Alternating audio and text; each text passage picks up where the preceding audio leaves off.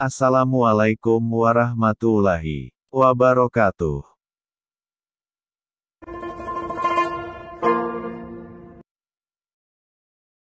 Berikut ini adalah kisah salah seorang kekasih Allah di masa Khalifah Abu Bakar As-Siddiq. Lantunkanlah kisah orang-orang yang saleh. Ukirlah nama mereka di hati dan sebut-sebutlah. Mengenang mereka akan menurunkan rahmat dan berkah. Para pemirsa yang seiman.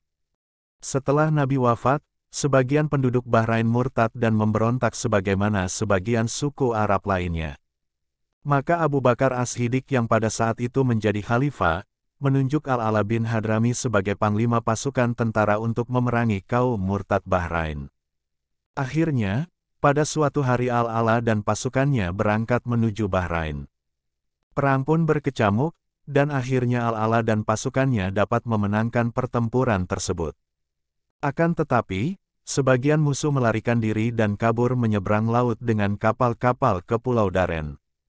Segera setelah Al-Ala membagikan harta rampasan perang kepada pasukannya, beliau langsung memimpin pengejaran terhadap musuh yang melarikan diri.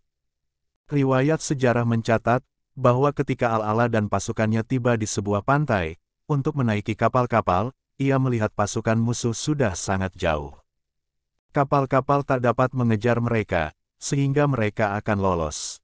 Al-Ala pun melompatkan kudanya dan mencebur ke laut sambil berdoa, "Wahai yang maha pengasih di antara para pengasih. Wahai yang maha bijaksana dan maha pemurah, wahai zat yang maha esa, wahai yang menjadi tumpuan segala apapun, wahai yang maha hidup dan maha yang menghidupkan, wahai pemilik keagungan dan kemurahan, tiada Tuhan kecuali Engkau wahai Tuhan pengasuh kami." Al-Ala memerintahkan pasukan untuk mengucapkan doa yang sama sambil menceburkan diri ke laut. Akhirnya mereka pun menceburkan diri, dengan izin Allah, Al-Ala dan pasukannya dapat menyeberangi sebuah teluk. Mereka berlari di atas dataran yang berpasir dan berair, yang airnya tidak sampai mengkaramkan kaki unta, tidak juga tentara-tentara berkuda. Bila mereka harus memakai kapal, kapal-kapal itu akan baru tiba sehari semalam. Karena itulah, Al-Ala memotong penyeberangan dengan menyeberangi pinggiran sebuah teluk. Setelah mendapati para musuh, ia pun memerangi mereka. Dan akhirnya ia kembali memenangkan perang tersebut. Setelah beberapa jam kemudian, beliau dan pasukannya kembali ke tempat penyeberangan yang sama, dan itu semua hanya memakan 1 hari. Ia tidak menyisakan seorang pun dari pasukan musuh yang dapat menjadi pelapor. Ia menggiring tawanan beserta hewan dan hartanya, sementara pasukan muslim tidak kehilangan apapun kecuali sebuah pelana kuda, dan pelana itu pun akhirnya ditemukan kembali. Al-Ala kembali membagikan ganimah atau harta rampasan perang untuk pasukannya yang berjumlah 2.000 kavaleri dan 1.000 infanteri di samping menggiring banyak tawanan. Al-Ala melayangkan surat mengabari peristiwa itu kepada sang Khalifah Abu Bakar As-Siddiq.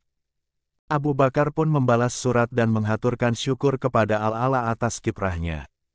Ketika pasukan Al-Ala pulang menyeberangi kembali teluk itu, salah seorang pasukan, Afif bin Al-Munzir mendendangkan syair. "Tidakkah kau saksikan Allah telah menundukkan lautnya, menurunkan salah satu keagungannya pada orang-orang kafir. Kami diperintahkan untuk mencebur membelah lautan, maka Allah datangkan keajaiban menyeberangi sebuah teluk." Saif bin Umar Al-Tamimi menceritakan bahwa, ia termasuk salah seorang pasukan Al-Ala yang ikut berperang dan menyaksikan peristiwa itu serta karomah Al-Ala yang lainnya. Saif menceritakan, Al-Ala dulu adalah seorang rahib, seorang pertapa dan pengelana asketis. Lalu ia masuk Islam. Ketika Al-Ala ditanya, "Apa yang mendorongmu masuk Islam?"